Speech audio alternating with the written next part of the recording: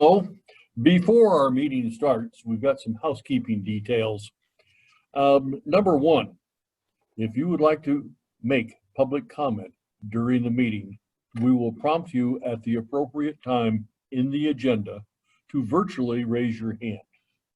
If you are viewing the meeting on your computer, first make sure to click Join Audio. You can then raise your hand by clicking the Participants button at the bottom of your screen, and then the Raised Hand button at the bottom right of your screen. If you dialed into the meeting from your touch-tone phone, you can raise your hand virtually by pressing *9. Once we get to the public comment section on the agenda, we will unmute participants with raised hands one at a time. The chat feature on this Zoom meeting is available only as a technical support for users on their computers or smartphones. If you are experiencing technical issues with audio or video during the meeting, submit a comment in the chat feature and our IT manager will help you troubleshoot. The audio and video of this meeting is being recorded. A link to the video will be posted to WCRoads.org in the coming days. Today's meeting agenda is posted on WCRoads.org, and there is a link available in the chat if you are joining us from your computer. I will now call the meeting to order, and we'll go down a roll call for attendance. Commissioner Barb Fuller. Present. Commissioner Rod Green. Present. Commissioner Gloria Yamas. Present. Commissioner Joanne McCullum. Present. Managing Director Cheryl Siddell. Here. County Highway Engineer Matt McDonnell. Present. Director of Operations Mr. Harmon. Present. Director of Finance and IT Mr. Ackerman. Here. And moving on, it is our standard practice to begin our board meetings with the Pledge of Allegiance. Since we are hosting this meeting virtually today, instead of the pledge, we will start this meeting with a moment of silence to honor all those helping to battle the coronavirus and for those who have been killed by this terrible disease.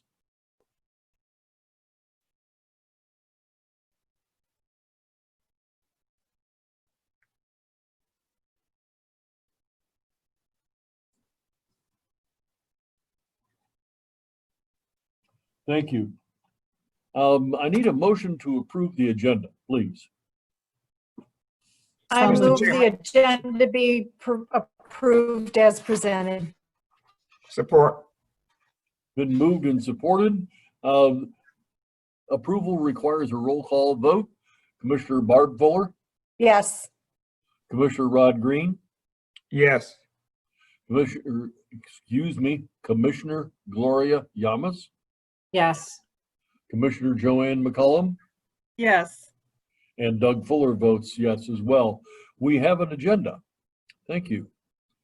We have two sets of minutes to approve today, which start on page 1 in your agenda is the virtual board meeting minutes of August the 18th, 2020. Could I have a motion on those, please? I move acceptance of the board meeting minutes of August 18th, 2020 as presented. Thank Support. you. Thank you. We have a motion and support. Again, a roll call is indicated. Commissioner Barb Fuller, Yes. Commissioner Rod Green, Yes. Commissioner Gloria Yamas, Yes. Commissioner Joanne McCullum, Yes. and Doug Fuller votes yes as well. Now, those minutes have been approved. Then on page 18 of your board packet starts the minutes of the August the 18th working session. And I need a motion on those minutes, please. I motion that we accept the working session minutes of August 18, 2020. Support. Been moved and supported. Again, a roll call is required. Commissioner Barb Fuller, Yes. Commissioner Rod Green, Yes.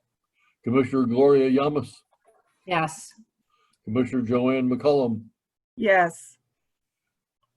and Doug Fuller votes yes as well. Now, we have an agenda item that comes up rarely enough, which is a recognition for 25 years of service by Julie Nixon. Would someone besides me like to read the recognition that's in your board packet? Oh dear, what page is it on? Boy, it was handed to me, Barb. I don't know. And maybe I have the only copy. I'm not sure. Doug, I do believe you have the only copy. Okay, very good. Then I will read it. At the Washington County Road Decision. Commission, we realize that our employees are our greatest asset, and we are delighted to honor Julie Nixon's dedicated service and commitment to this organization. Julie started her road commission career as a permit clerk, swiftly moved to engineering technician in traffic and safety, and grew through the years to currently serve as our sign foreman. Julie directs, trains, and supervises staff involved in the installation, repair, and upkeep of traffic signs to maintain a modern sign system and adhere to mandates. Julie is a valued member of our team, and her continued contributions are vital for the Washtenaw County Road Commission to continue to be successful in meeting our stated mission, vision, and guiding principles. Julie, in appreciation for your 25 years of service as sign foreman, engineering technician in traffic and safety, and permit clerk, we present to you this gift to say thank you for your hard work and dedication. And Julie, I'd be happy to hear you say something, either a lot or a little. Well, I'm not much of a talker, but I want to say thank you. It's been a good 25 years. So. It certainly has been. If I may, I would like to personally thank Julie. I started here 23 years ago, and I started as the supervisor of traffic and safety. And I knew very little about road commissions when I started this job, and Julie and the others in traffic and safety basically taught me everything that I knew with respect to all of the things that are involved, and we know that there's a lot that goes into traffic. And you're on the pointy end of the stick quite frequently with a lot of the residents and the different issues that people have.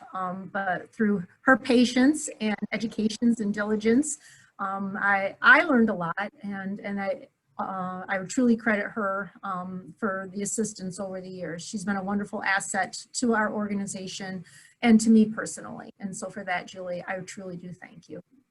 Thank you so much. I appreciate that. I echo that as well. I thank you for training me as well, and for all your hard work and dedication, Julie. Thank you and congratulations. Thank you, Matt. Looking forward to 25 more years, Julie. Oh my. This doesn't count the 5.5 I was here as a part-time employee. So Wow. I actually start year 32 here soon. So Woohoo. Yeah. Very nice. yeah. So Julie, even though I'm Congratulations, Julie. much older than you, Yeah. kind of an inside joke between the two of us. I really appreciate Julie. She refers to herself as a little OCD with her paperwork, Mm-hmm. and I just appreciate it because it's always very meticulous. So congratulations, and it's been a pleasure working with you all these years. Thanks, Dan. I want to say, Congratulations. Best wishes. Thank you.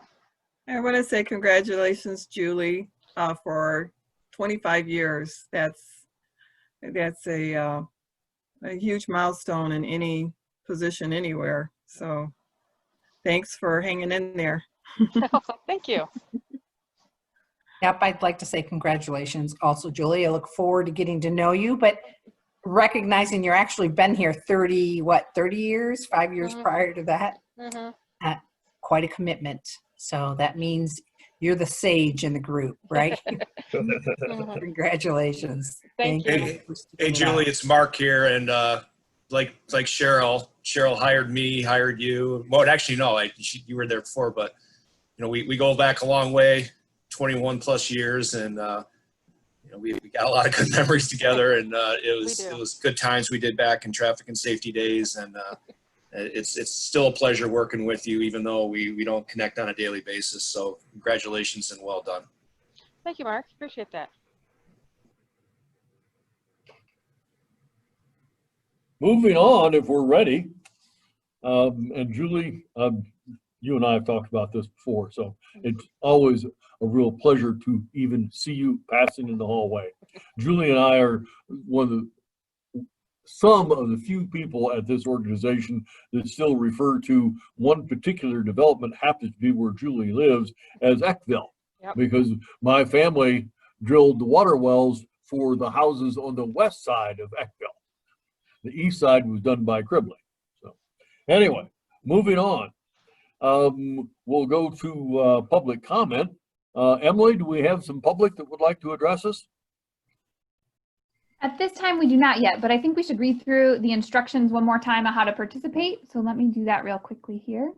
If you would like to make public comment during the meeting, you can do so. If you're joining this meeting from your computer, you want to make sure that you click join audio, and then you can raise your hand by clicking the participants button at the bottom of your screen, and then the raise hand button at the bottom right of your screen. If you dialed into the meeting from your touch-tone phone, you can raise your hand by pressing *9. Let's see. At this point, we do have somebody who would like to speak, Commissioner. I'm going to unmute Joan. And Joan, go ahead. And you have about 3 minutes. Thank you very much. Good afternoon. My name is Joan Sampuri. I'm a resident of Bridgewater Township and president of the League of Women Voters of the Ann Arbor area that serves all of Washtenaw County. The League was founded 100 years ago in anticipation of the passage of the 19th Amendment, which gave women, although not all of us, the right to vote. Its founding was to educate women about the new enfranchisement and encourage them to vote. We have a concern that I thought I would bring forward to you. Democracy works best when all eligible voters can participate, and that's what brings me before you today. 2020 is a year filled with unexpected barriers to voting: the fear of COVID-19, misinformation about the safety of mail-in ballots, a national slowdown of mail delivery, and now a crumbling culvert whose timing for repair couldn't be worse. None of these things are the fault of the Road Commission. Maybe some people think they are, but I don't believe so. They surely add to the problem Sylvan Township in Washtenaw County is facing just 9 weeks from Election Day. The voters have a problem. You need to repair the culvert, and if you don't do it now, it may be condemned, which would force road closures anyway, possibly into the spring of next year. I know that you've committed, barring weather delays or other problems, to completing this work prior to Election Day. So if you must go ahead, and it appears that you must, the detour you've planned takes voters out of the way and is likely to discourage at least some of them. And here are some of the problems. Voting doesn't just take place on November 3rd. Requests for absent voter ballots can now be made now. And once a voter has a ballot in hand and wants to return it to make sure it gets in on time and will be counted, these days, his or her best bet is to drop that off at the township hall. And they may not be able to do that without a lot of detour. And there's more to consider. In 2018, voters approved changes, opening up a wider opportunity for folks to register to vote and providing no excuse absent voting. The wider opportunity for registration that requires municipalities to open for business the weekend prior to an election for a total of 8 hours. During that time, eligible residents, those who have been residents for at least 30 days, may register, request an absent voter ballot, and even vote and return it then. They can, in fact, register and vote on election day, but they may choose not to if they face barriers. I know that your intent is not to place barriers in the way of voters. You have a problem to deal with that has a risk for those same voters if it's not repaired. What I'm hoping is that we can all work together to find solutions for everyone. The township is exploring options for an accessible drop box off the current location and a possible satellite site. The League is offering to mail postcards to every registered voter in the township at our expense, telling them of alternative locations and hours if those can be arranged. As I've said, I understand that you have told residents that you aim to have the work completed before Election Day. If there's anything else you can offer, I know your efforts will be appreciated. Thank you. I appreciate the opportunity to talk with you about this and hope you understand that the League is a partner to you, the voters, and the township. Thank you, Thank Joan. you. I'm gonna mute you. Is there Emily, anyone else do you that? have anyone else? Yeah, I was just going to ask, is there anybody else that would like to make public comment? Again, you can do that by raising your hand virtually, either dialing *9 or pushing the, clicking the participants button at the bottom of your screen and then the raise hand button. At this time, Commissioner, I don't see anyone else who has raised their hand. Okay, we would ordinarily move at this point down to written communications, but I would like to step around written communications and see if there are any commissioners and or staff that would like to follow up to the public comment. I would like to comment to Joan's expressed concerns. We share all of the concerns, Joan. And we are doing everything that we know how, guided certainly by the fact it needs to be legal, to make the necessary repairs in a timely manner. I don't like having to do this, but there does not appear to be a practical solution other than moving forward as rapidly as we can within the permitted time frame, which we are now in, and getting this work accomplished. Closing old US 12 due to any reason would be a catastrophe of fairly major proportions. So we need to move forward with this project. And I would invite at this point our managing director to make any comments she would like to make at this point. No, again, I too appreciate the comments and the support of both the township and the League of Women Voters. We do understand the magnitude of the impact that we are having. We are working as closely as possible with the contractor to get this done absolutely as fast as possible, understanding there will be a period of time that the detour will be in effect. We also understand there's a local network of gravel roads in the area that residents would be using. And there's reasons we can't put the official detour on that, but we will also be monitoring those roads to make sure that they are passable for the public to be able to get to the township hall during that period of time. And we are optimistic that we will have that culvert back open, hopefully mid-October, which still is giving several weeks prior to the election where voters would have access to that township hall to drop off absentee ballots if they have been unable to do so prior to that point in time. But we do understand the magnitude and the seriousness of the impact, and we are doing our level best to minimize those impacts to the election. Thank you, Cheryl. Are there other commissioners that would like to comment at this point? Yes, I would. Please go. Yes. Yes, I'd like to Joan, comment. Your efforts. oh, Only one at a time. okay. So Joan, this is Gloria Yamas, Commissioner. I wanted to say that I really appreciate the efforts that you're going through because this is an unprecedented time. And the commission has, and the staff has done everything they can and continue to do everything they can to make this possible. I appreciate that the township is also looking at satellites and other drop-off measures to move that forward. But as you know, and you've heard before, none of this is done lightly. And so all your efforts and the township's efforts also to join in the effort to ensure voters can vote is appreciated. Thank you, thank you, Gloria. Joanne, would you like to add something? Yes, Joan, I just want to say thank you for all what you do. The League of Women Voters has also been in my community to encourage residents to vote. And I do appreciate what you're doing for the residents that where the road is, the culvert is being worked on, so in the township. So I do appreciate that. I am very glad that you all are actively helping that area because this is a trying time with voting and things like that. So thank you, Joan. Commissioner Green, anything you'd like to add?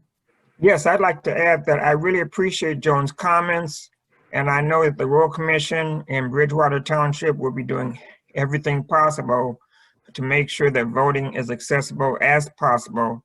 I certainly like the idea of having alternative drop-off points for voting if possible. I know that's up to the township generally, but I know that anything the Royal Commission will do to assist her, I know that we'll be doing it. Thank you for your comments, Joan. Barb? Anything I you'd have like to add? nothing further to add. Okay, thank you. I will return to Emily then. And one more time, Emily, do we have anyone else that would like to join us? Commissioner, I do not see anyone else with a raised hand. Okay, thank you. In that case, I'll draw the board's attention. We'll return to the agenda of written communications, which starts on page 21 in your packet. I was wondering if there was anything that my fellow commissioners would like to draw our collective attention to.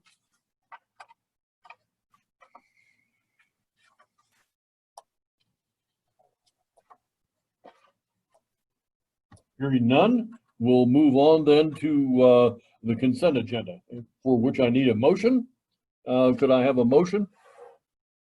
Mr. Chairman, I move adoption of the consent agenda for items 1 through 9 as presented. Second. Support. It's been moved and supported. We'll start with Barb Fuller. Aye.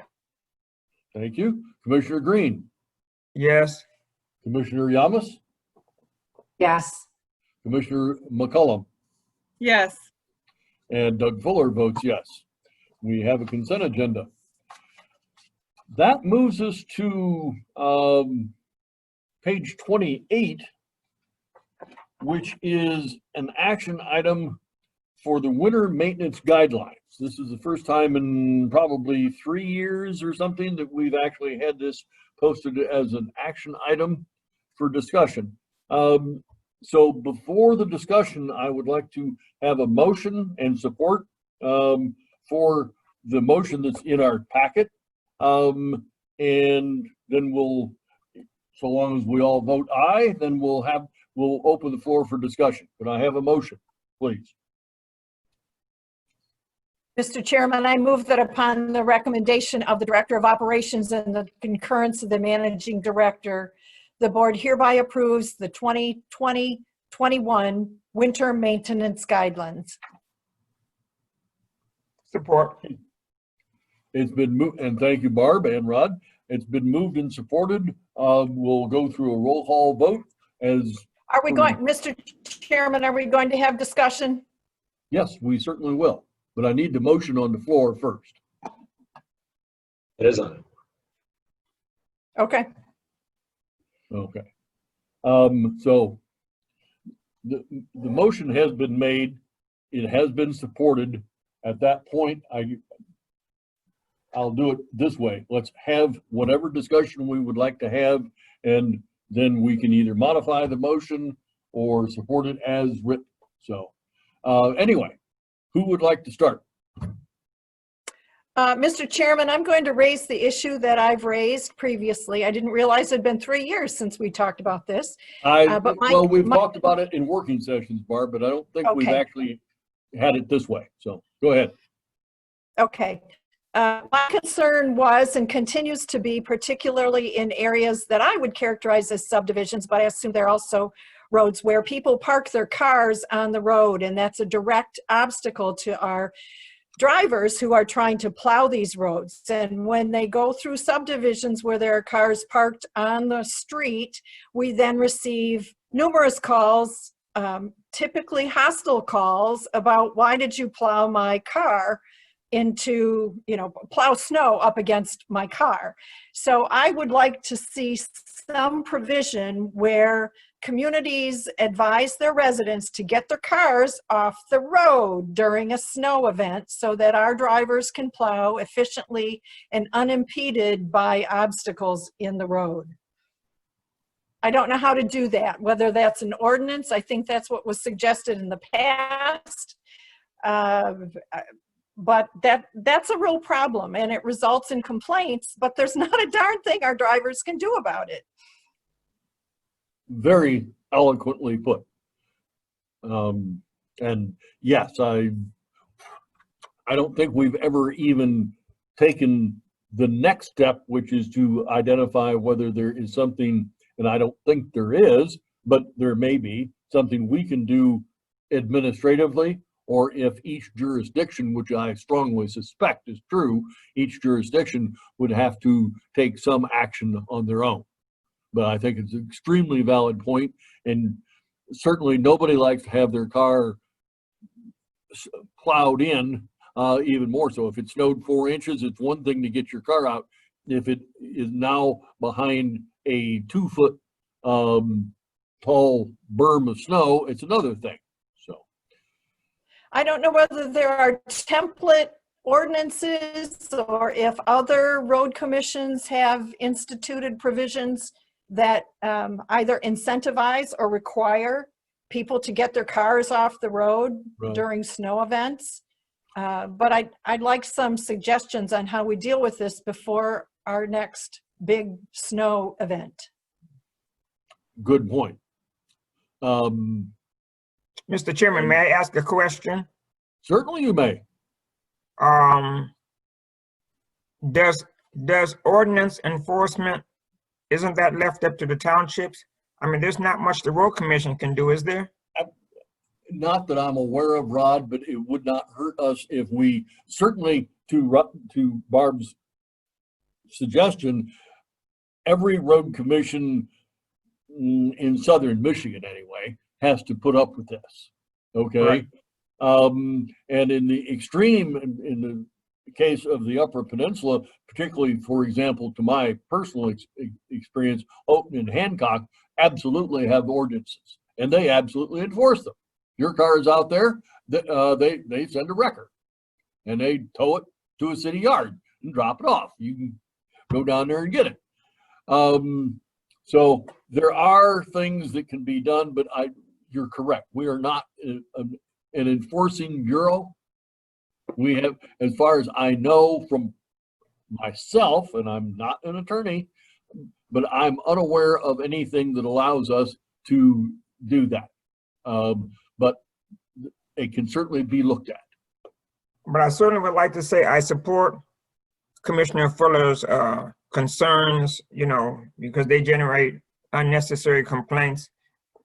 I wish there's something that the road commission could do about it, but I'm not sure there is. Are there other thoughts about our policies?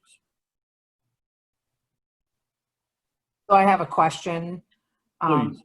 And maybe Cheryl was going to answer that too. I don't know if it could, from the road commission, if it could be a recommendation. I don't know if the commission itself, the county commission, has any recommendations or remedy as we look for a way to make recommendations that something is done. But I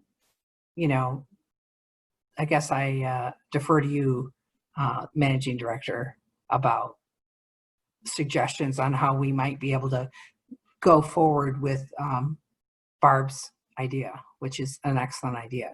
Yeah. You know, Yeah, from staff's perspective, it's my understanding that we do not have the authority to pass or enforce ordinances with respect to winter maintenance activities, or basically prohibiting people from parking on the streets during certain events. But we could certainly work with townships on a model ordinance that would, that would then be the township's responsibility to pass and enforce. One of the comments that we have received that is problematic with that is, the enforcement part just in its general nature, but also that there are certain communities, when you get into neighborhoods that are on small lot frontages with very short driveways, and then you have potentially multiple vehicles per household, where are those people logistically supposed to park? It's a logistical issue for those people. Unfortunately, those often tend to be our neighborhoods where the streets are also narrower, which then compounds the problem from our end, where we're actually trying to get a rather large vehicle through those very same neighborhoods to do our job, and to do it not only efficiently but safely, and to provide the very service that those residents want. So they are certainly competing interests, and we can work with townships with respect to the ordinance, but there are some problems, legitimate problems, on the township side of things as well. Jim, I don't know if there's anything you'd like to add to that? I would. It is also my understanding this would, based on home rule government, it would require the local unit to pass an ordinance and enforce the ordinance. We have raised this issue with urban townships previously, and there's not been an inclination to adopt an ordinance and enforce that. So it's an ongoing challenge, and I appreciate Commissioner Barb Fuller raising it. Again, I would hope at some point we could gain traction and have a level of cooperation from the communities that we need in order to clear the roads on their behalf. Some motorists, they simply forget. Some, it's a logistical storage issue, as Cheryl described. And some motorists deliberately park on the street to shield their driveway from snow being deposited, plowed from the road, deposited in the driveway, or obstructing their mailbox. So it's a wide array of challenges in the wintertime. And we just continue to try to be patient and thoughtful, avoid property damage, perform our job, and return when the road is more open so that we can complete the clearing. But it does produce some significant inefficiencies in our process. There is also an educational component that we can try to get information out ahead of time, and the importance of not parking on the street. Like Jim said, there's some people that are going to pay attention to that message. There's others who may not. And then also just the general message of where, when you are shoveling your own driveway or in front of your own mailbox, where to put the snow, because there are places to put it where we won't directly deposit it right back into your driveway, versus other areas where at least it'll just get pushed further towards the curbs. So those are good winter messages to get out, or pre-winter messages to get out, period. And I think that does help. And we have townships that are willing to link to that information or publish it within their own newsletters. Is it possible to utilize, it's not Nixle anymore, what's the new? Everbridge. Everbridge, to have them include, don't they announce storm events coming, or is that just, Jim, you tell us and we all go buy bread and milk? Is there a way to incorporate a message that we urge residents to make sure their cars are off the street because there's 12 inches of snow coming? Also, homeowner associations, HOAs, do they have any authority within their developments to have these kinds of rules? I don't know the answer to that question. Maybe legal counsel has to advise us, but I know HOAs have fees that they levy for various things. So I'm trying to think creatively, because while we don't get, I don't think, as many snow events, we've gotten ice events, and those are really challenging for our drivers too, when there's snow and then there's ice and then sometimes more snow. So I'd like to get ahead of it, and it's August and it's hot, and September and it's hot. But think creatively about what we can do and who we can reach out to. And if we can't make this, we're going to come tow your truck, and then we've got tow trucks out there in the middle of the snow event. Anyway, I just want to raise the issue again. I don't have a silver bullet here, but want to bring it to the board's attention one more time. Commissioner Fuller, with regard to Everbridge, we are a voting member of the Washtenaw County Snow Emergency Council. The guidelines that the board's considering today will become a significant part of the emergency plan in the event of a severe blizzard. We work closely with emergency management, and they handle the messages for Everbridge. And I have an upcoming meeting for the annual Snow Emergency Council, and I'm absolutely intending to raise the issue and ask how we might depend on their services under storm events to notify the public using the Everbridge product. So I will initiate that conversation with Dave Halteman and his team, emergency management. Our townships also have a fairly robust email distribution lists and communicate routinely with homeowners associations if a community has one, and happy to encourage that dialogue with those groups as well, to try to encourage cooperation in getting vehicles off the road until the road commission is able to clear the residential streets. Okay.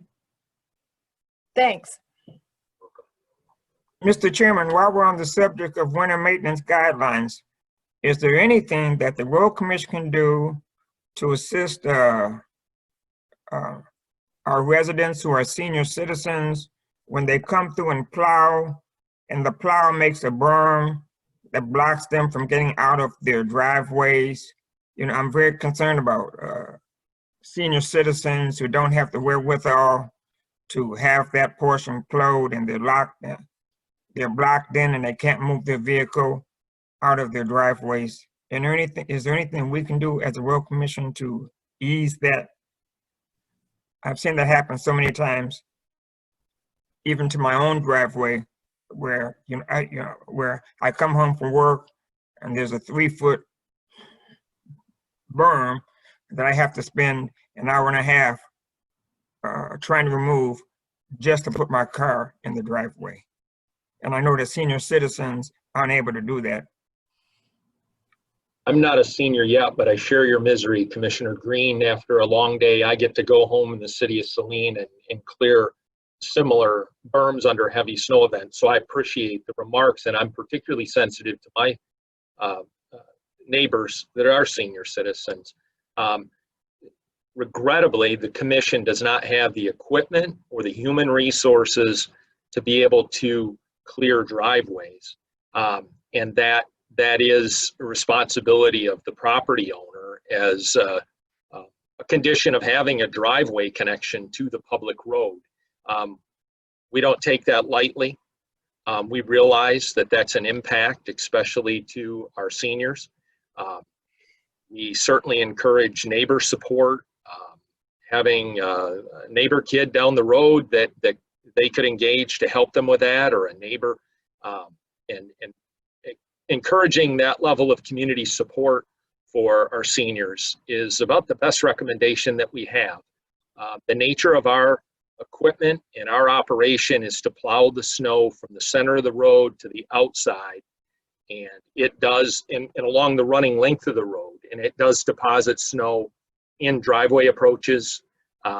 We don't do that maliciously, but that's the nature of the operation. And again, we lack the human resources and equipment to be able to attend to individual driveways and clear those. That would be beyond our scope and our services and our funding, for that matter.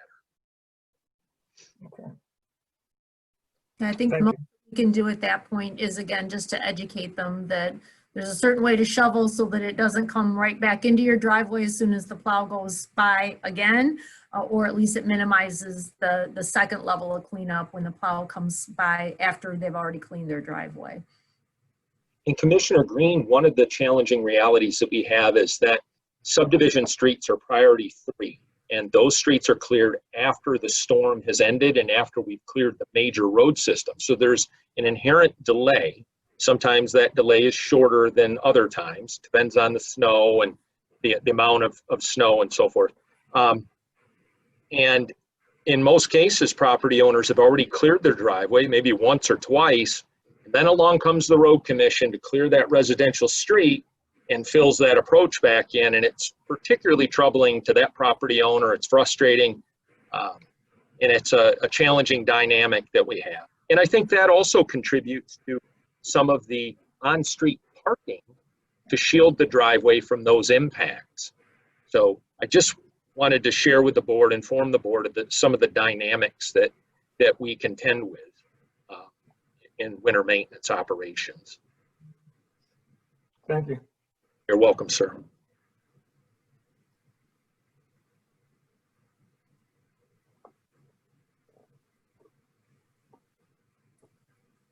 Jim, I have one question myself. Starting, I think 2 years ago, it might have been 3 now. I know the guidelines shifted a wee bit at your request, so that the decision-making process was pushed down because you used to have to personally authorize pretty much anything. And I'm just wondering if that process has borne fruit. That process is working well, in my professional opinion, Mr. Chair. Both of my superintendents are highly proficient, knowledgeable, experienced, and we have a very close working relationship regardless of date, time, day or night, overtime. They have my confidence and support. The lines of communication are absolutely open, and I have confidence in their decision making. They take the job very seriously. They understand the allocation of resources very well and the costs associated with this service. And yes, sir, I believe the additional flexibility that the board has extended has been bearing fruit. Thank you. Welcome. Are there other questions from commissioners? Barb, thank you for raising that because it certainly is an ongoing effort, and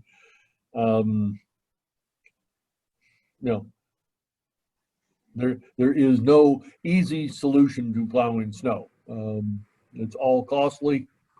So anyway, with that, if we're satisfied with the guidelines, there is a motion on the floor, and I'd like to have a vote on that.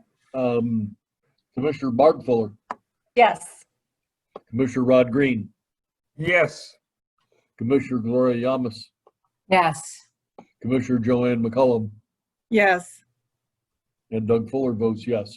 Thank you all. That moves us on the agenda to the report section. Emily, do we have a county commissioner that would like to make a report today that you're aware of? We have County Commissioner Jamnick with us. I'm going to ask her to unmute. Go ahead, Commissioner. Okay, I think I pushed all the buttons right. You did. Can you hear me? We can. Okay. I'm not the most technical person with all this stuff. Just listening to your conversation about the streets and the snow and all of that stuff. I just made some notes as you were talking, and I just give you my thought on it is that you send a letter to each of the townships and say, we're asking you to put it on their websites and talk about what would help you move through the snowplow a little more efficiently, but that so that they know it's going to happen. They know it's going to happen, but it gives.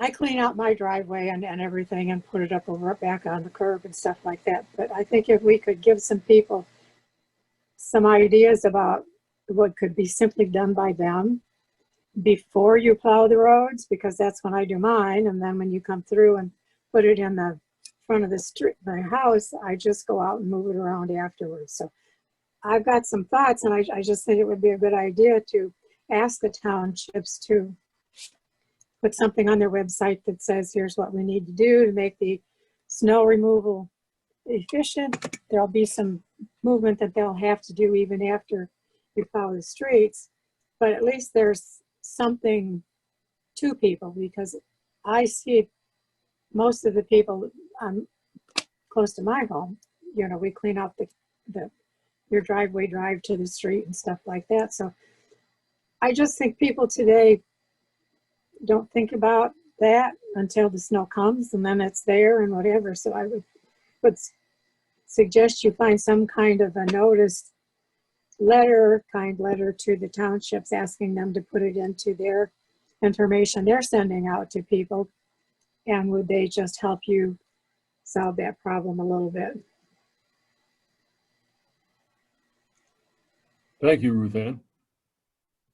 And Commissioner Fuller, we also had comments from Commissioner Schenk. She had to leave early, but she just wanted to express concerns about the Sylvan Township work as we discussed earlier, and she's relaying that on behalf of Commissioner Maciejewski. And then she did say she appreciated the comments regarding trying to get the work done quickly and support voting along the way. So she just wanted me to share that with you. Thank you. Ruth Ann, thank you very much. And I hope you've noticed the new pavement down there at Willis and Rawsonville, in front of the gas stations down there. We finally got that finished out. So moving along, commissioner reports. Barb, do you have a report you'd like to make? Sure. On the 26th of August, I participated in the project meeting for the old US 12 culvert replacement in Sylvan Township. And as a result of that meeting and other relationships, I've had a number of conversations trying to problem solve around this issue. And it sounds like things are starting to come together with people sharing ideas and taking responsibility for Election Day and the balloting that's going to go on shortly after Labor Day when those ballots get distributed. Then on the 26th of August, along with Commissioner Doug Fuller, I attended the Southwest Washtenaw Council of Governments meeting in Freedom Township's parking lot. It was a lovely evening. We were all outside and socially distanced appropriately. It was a good meeting. Doug did a nice job of updating on the millage work that's to come, and thank people for passing that millage. And then I gave a report as chair of the Washtenaw County Broadband Task Force. But it was well attended by almost all the supervisors in that 4 township and school district region. The superintendent of Manchester Schools indicated that they were going back to school starting yesterday. Part of the community was sending their kids in for classroom instructions, part of them were not. And of course, the challenges for those that don't have internet connectivity was going to be an issue that they're going to work through. And then I wanted to note that State Senator Lana Tice attended the meeting as well. I hadn't seen her at meetings in the past, and it was good to have her come and give an update. That's all. Commissioner Green. Yes, on August the 20th, I did virtually attend the meeting of the Roads Funding Subcommittee. We did not have a quorum, but we did have an opportunity to thank the subcommittee for the work that they did in helping to get the millage passed to renew and restore the 0.5 mil. We do plan to meet again, I believe, in the first part of 2021. But other than that, we just thank the subcommittee for all of their efforts and their work of not just them, but the entire community. Thank you, Rod. Gloria? So on the 26th, I attended a intro to communications meeting with Cheryl and with Emily, which was very informative, and it's great to continue to learn about the structure and the communication here at the Road Commission. I also attended the virtual public meeting for the Sylvan Township Culver, and I just want to say this is like such a serious thing and close to my heart, and I as is probably most people, the right for people to vote. And I appreciate all the hard work and the commitment that our staff has done to try and move this forward, but to explain it as best can be. A lot of people are very upset and feel like we can move, but it was very interesting to hear today that they were thinking about alternatives, to make that work. Because if we work together, it can be better. And it was emotional listening to, but I did attend that meeting also. It was very interesting. And that is all that I have. Thank you, Gloria. Joanne? Yes, on August 25th, I attended the Washtenaw County Parks and Rec working session. And on August 26th, I attended the Intro to Communications virtual meeting. And I attended the virtual meeting on the old US 12 culvert. I also joined the Roads Plus committee that promotes better road policies and legislation in Michigan by contributing to the campaigns of candidates for state office and incumbents who understand road and bridge issues. And that's it. I'll make a comment that Joanne is the first commissioner besides myself that has ever joined Roads Plus. Thank you, Joanne. I spent last Thursday in a meeting of the board of the Michigan County Road Commission Self-Insurance Pool, which those meetings, unlike our own, are lengthy. That was 8:30 in the morning until 3:30 in the afternoon. Makes my head hurt even to think about it a week later. It's been a challenging year for our insurance pool. It's been a challenging year for the population of the world, full stop. We chose to make a bunch of internal insurance pool changes in 2020, not realizing that it was going to be more challenging than we had anticipated. Basically, we brought 99% of the functions of the pool internally, where we had contracted things like claims adjustments, for example, forever, since the inception of the pool. We have brought that stuff in-house with the goal of A, providing better service for our customers, and B, reducing expenditures. I believe the majority of our customers think that we have certainly accomplished goal number one, better service. Number two, it's hard to tell because certainly there are startup costs. We've increased the size of the staff. With a reasonably objective look at that, it would appear like there have been some fairly significant savings. But it's been a challenging year. We own a building in Lansing that holds our offices, that also used to hold the offices of the County Road Association. And the other insurance pool that deals with road commissions, which is the McCrasiff organization, which does our employment insurance. Both the County Road Association and McCrasiff chose to move to other offices. So we now have that building to ourselves. And that is not creating any difficulties. It's creating opportunities, i.e. It isn't evident to the pool management, in other words, the professional administration, nor to the board that we need to continue to own that building. And we may not, since we own it in fee simple.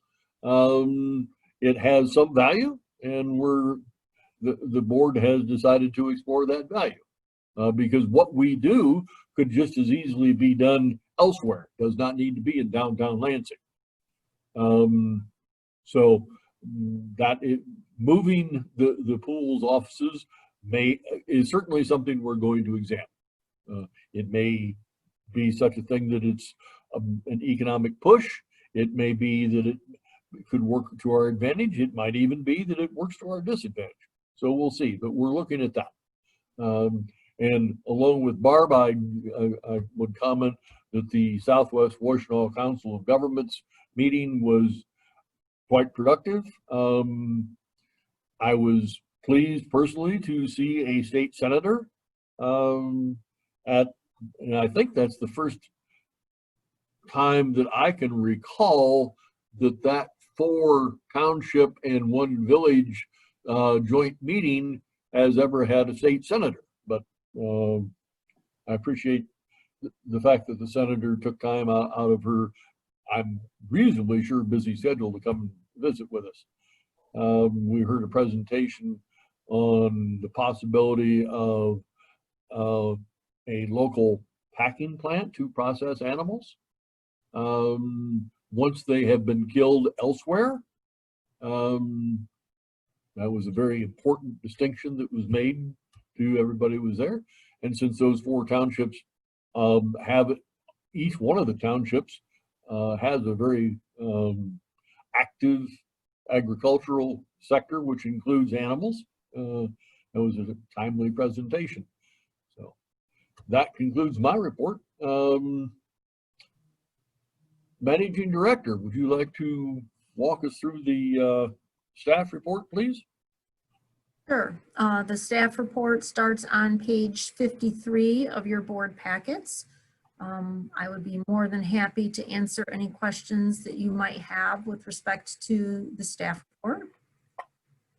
A couple other small things. I too attended the Roads Funding Subcommittee along with Commissioner Green and other staff. And as Commissioner Green indicated, unfortunately, we did not have a quorum, but we did have the ability to at least thank the members of the subcommittee and thank the commissioners present, county commissioners present, for giving us even access to the ballot. So we're quite pleased with the outcome. And now we have a lot of work to do. So we shall report back in about 6 months and sort of touch base. But I don't know that other than keeping people up to date on what we've accomplished, that we'll need to meet too frequently with that group. At least over the next 4 years. So that was a very nice event. Or at least 3 years. Yes, a slight reprieve, at least on that side of things. In addition, Nicole and I did conclude our meetings both with staff. We managed to make it to every district yard and the office staff as well to talk about the Delta Dental. We also had an evening meeting, virtual meeting for staff and spouses that may have any questions. Of which apparently there were few to none. And then we also held a Zoom meeting for retirees since they too are impacted by this change to Delta Dental. And there was a handful of retirees that attended. So I think that transition has been going well. It won't take effect. They'll see the paperwork anyways for it during open enrollment. And then the change itself will take effect on January 1st. But it seems like that has been going well. And with that, I would be more than happy to hand it over to staff. There's been a lot of talk about projects, specifically the one on the old US 12. So why don't we go ahead and start with Matt first. Okay. I will start in that area of the county. First with Kavanaugh Lake Road, just west of the city of Chelsea. That is nearing completion and scheduled to open tomorrow.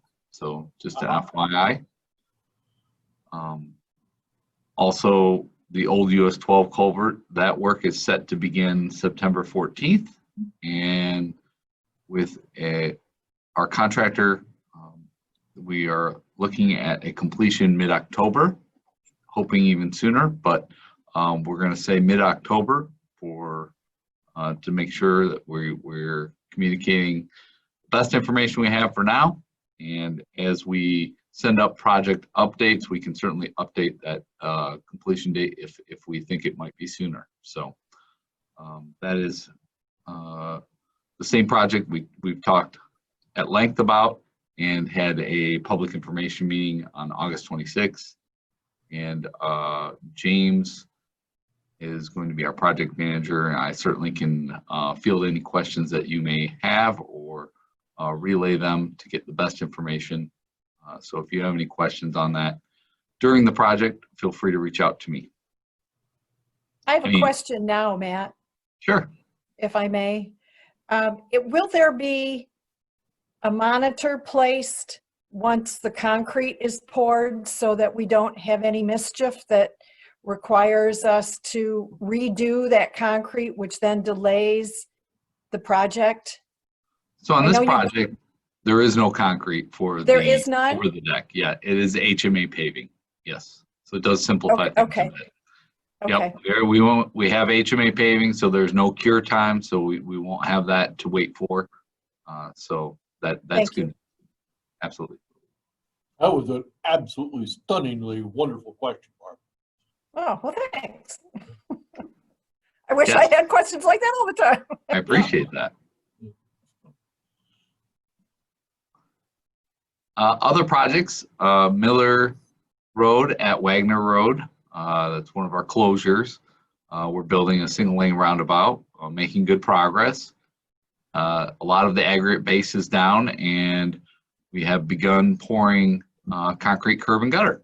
So that's literally taking shape.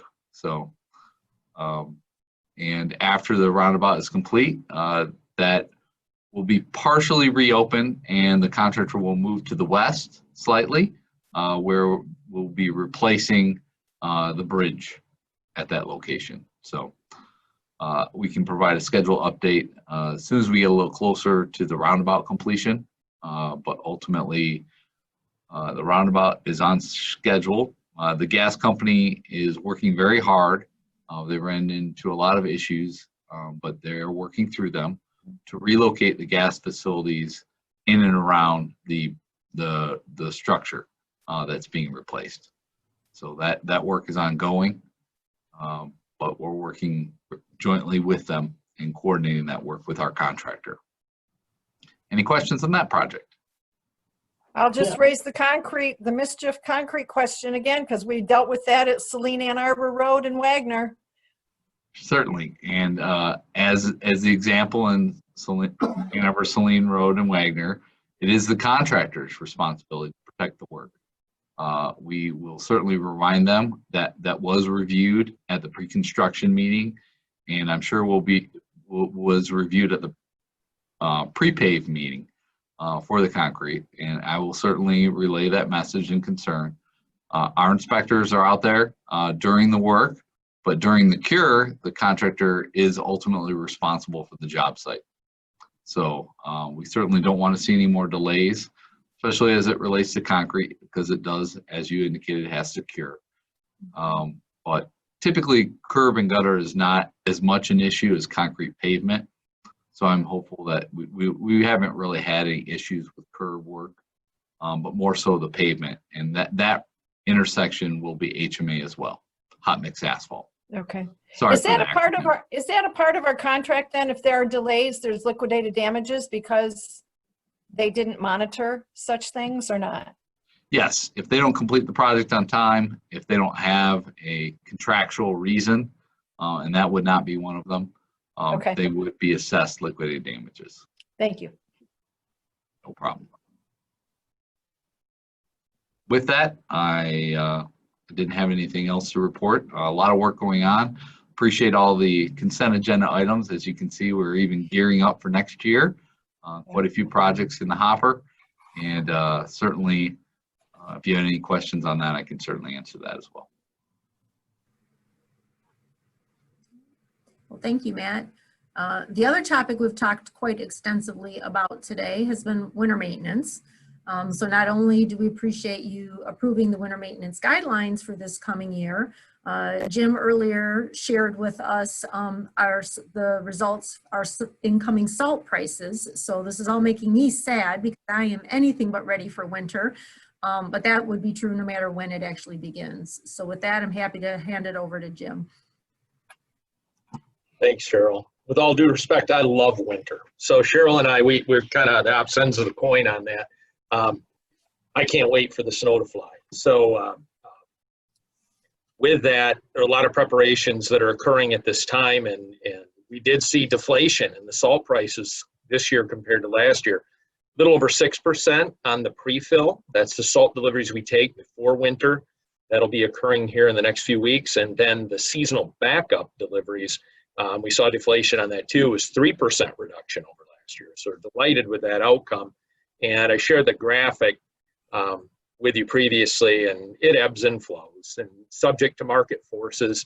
Salt, mining, processing, delivery by boat, rail, truck, all requires diesel fuel and natural gas, and those products can have profound effect on the market forces as well. We will be, we're processing orders now for the preseason deliveries at all of our yards. We'll be taking delivery of approximately 7,400 tons of salt. We carried over a little over 5,600 tons from last winter. So we'll have a supply of slightly over 13,000 tons, which is where we want to be. And then we've got reserve with the backup up to as much as 15,000 tons more. So I feel very comfortable. We've got a lot of years of data and analyzing this and looking at the probabilities of winter and making sure that our bases are covered when it comes to the winter season. Historically, we apply 18 to 20,000 tons on the road system, including the state trunk line highways. As you all know, we're a contract county for MDOT in total for the whole season. So if we needed to use the full order, that'd take us up to almost 28,000 tons. So I feel good about that buffer, about that margin. It's a little bit of a security blanket for us in the event of a severe winter. We are going to be beginning in the next few days our dry run winter maintenance preparations. As you may recall, usually each of the 8 crews are taken offline for a period of a week from mid to late October, and they clean and repair and upfit all of the winter maintenance equipment. And that culminates in a formal inspection. There's crew training and information that's exchanged about the upcoming season, including the guidelines that you just approved today. We're going, due to COVID and the safety concerns, we'll be spreading that out over a multi-week period and authorizing our foremen to schedule the work to avoid congregation, to maintain appropriate physical distancing, social distancing, and the hygiene and other safety protocols that we need to ensure our safety. We need everybody. We need to take care of each other, and so we're putting in place a plan that provides for that safety and reduces to the extent possible the chance of transmission while we upfit the equipment and get ready for winter maintenance. When we get to winter maintenance, the equipment does need to be stored in heated garage throughout the county so that it thaws out, that the hydraulic oil is warm and it's ready to go once we pre-trip the things at the beginning of the shift and we can get out on our routes. So we'll also be practicing social distancing, good hygiene, minimizing the sharing of equipment to the extent possible, and avoiding congregation to the extent possible. There are instances where equipment needs to be repaired and that may take a couple of personnel, so we'd have to wear masks and make sure to practice good hand hygiene after we've completed the repair on the equipment. So I assure the board we're taking all that very seriously, taking that into account, and we'll be monitoring that throughout the winter season to ensure the best, in the best possible way, the safety of the workforce. We are short a few people, but I must say that Nicole Peterson, our human resource manager, is making tremendous progress with recruiting and finding good candidates for us to interview and vet, and we have made offers and we've had some acceptances. So we're working to backfill the vacancies so we have adequate workforce for the winter. We expect delivery of our 4 new trucks in a few weeks, truck and trailer. Those are being upfitted, so they're putting all the components, the plows and all the widgets on the cabin chassis at this time. So we'll have those prior to winter to deploy those, principally on the state trunk line highways. And preparations are coming along nicely. As far as on the project front, I do want to highlight State Road. That is a central piece of our countywide resurfacing program. It is a millage project, and as I've reported before, it's also in partnership with Pittsfield Township. The center portion of it is between Textile and Morgan Road. The road paving is completed. The contractor is placing the shoulders on the north and south ends of the project today, and that'll be followed with some minor roadside restoration and the pavement markings in short order. So that project the road is open, and that project is substantially complete and will be completed in the next several days. Our seal coat program, our fog seal, we're done with the chip seal part of the 110 miles of road that was programmed this year. I'm very proud of the workmanship of the accomplishment of our teams. And we're currently working on the fog seal, and we're in the Manchester area. We've completed the Chelsea area. They'll finish up the Manchester area likely today, and they'll be moving into York Township and District 5 tomorrow, and steadily progressing to the north and ending in the northeast part of the county. That is coming along very well, in my opinion. And with that, I'm happy to answer any questions that the board may have of me or of the operations department. I don't know where this falls. Are we going to be able to do the paint a plow activity again this year? No. Not this year. I'm disappointed about that. We've all taken a lot of pleasure in that community engagement. It's really been a bright spot. But because of COVID, for obvious reasons, we're going to have to defer that to hopefully next year. Okay. A lot of Not our school surprisingly. districts aren't even in session right now, or they're virtual schools. So the whole just logistics of trying to do that in today's environment is unfortunately, we put a pause on it for this year. We are really hoping that is something that we can do next year. Like Jim said, that's been as much pleasure for our staff as it has been for the community as well. So we would like to keep that program going. Can we do a virtual paint a plow? Maybe. That would be interesting. I'm not, again, in the lines of trying to get creative. One thing I will say we are also trying to get creative on is at the end of dry run, we typically have pancake breakfast. Right. So that is another event that we are trying to figure out if there's any way that we can pull that off without congregating our entire workforce, which would clearly be a bad idea. But is there some way, because it is an opportunity for us to celebrate our workforce and to serve our workforce. It's typically been upper management and assistants with commissioners on serving them, which we take a lot of pleasure in doing. So if there's any way that we can do that, we're trying to wrap our heads around keeping that event moving forward this year. In the effort of social distancing, would it be easier if we did yard by yard opposed to the whole group? I mean, I've seen some things that we've done at my church and some other places that we've managed to do that, where we've come together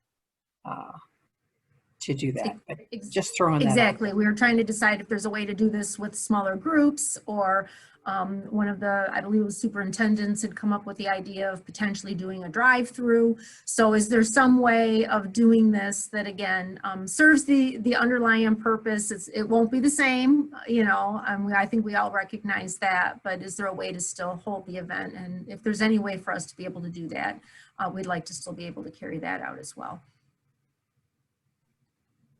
Any other questions for Jim?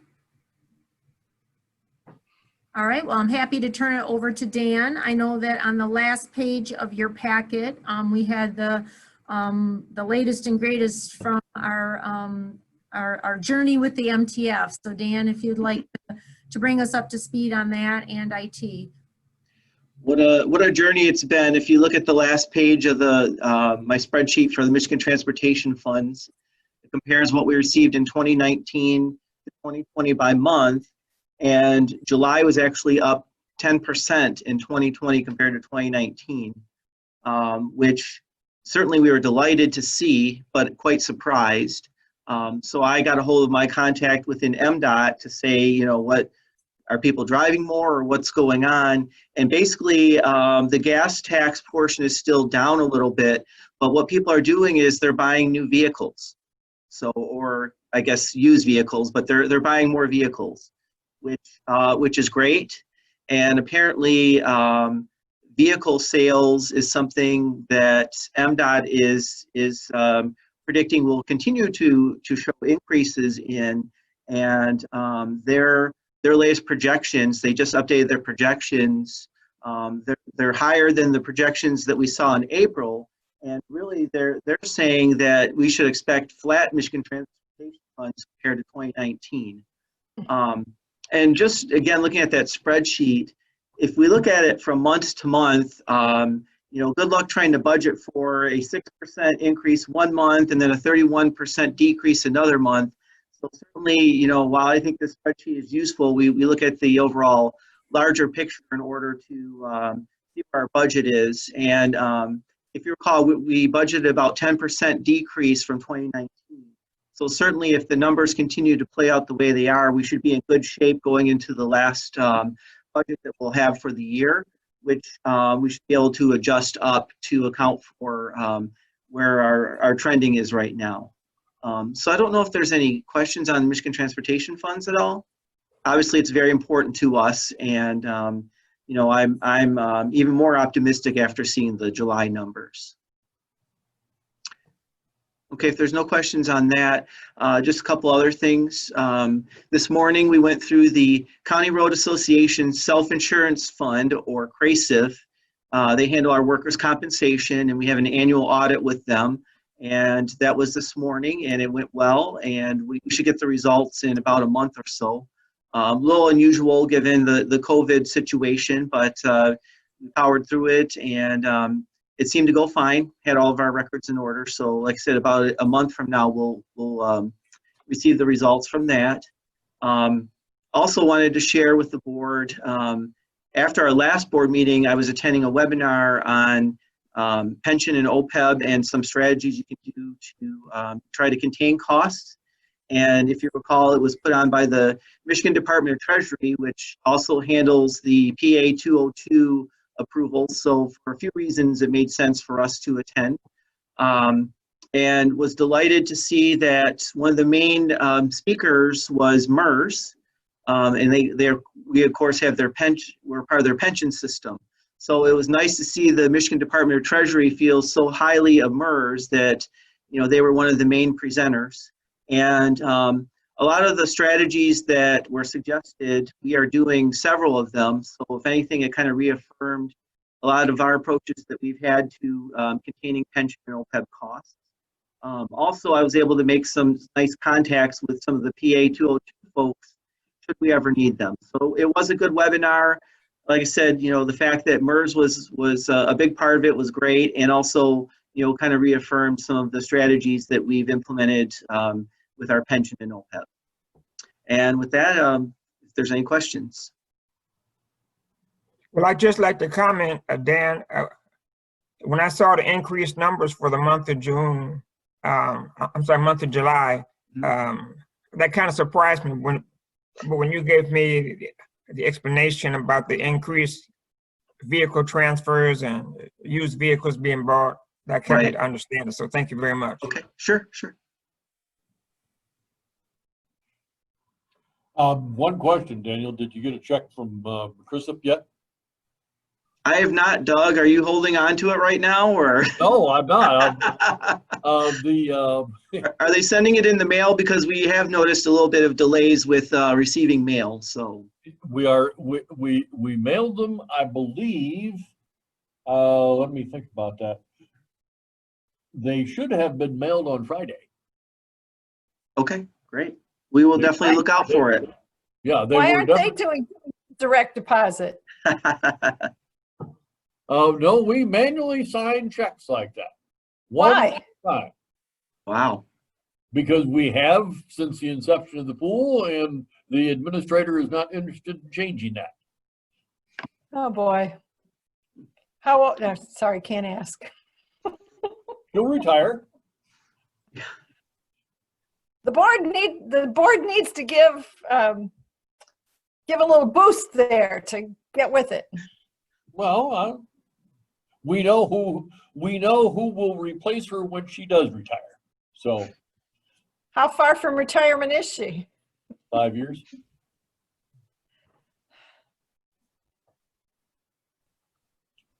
There you go. Yeah, okay. All right. Well, with that, staff has completed their reports.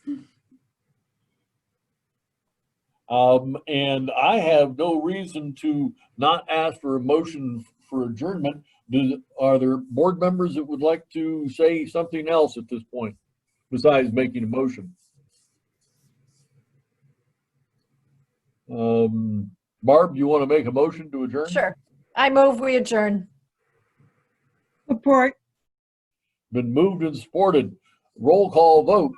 Commissioner Barb Fuller, Yes. Rod Green, Yes. Gloria Yamas, Yes. Joanne McCullum, Yes. Doug Fuller votes yes as well. We are adjourned.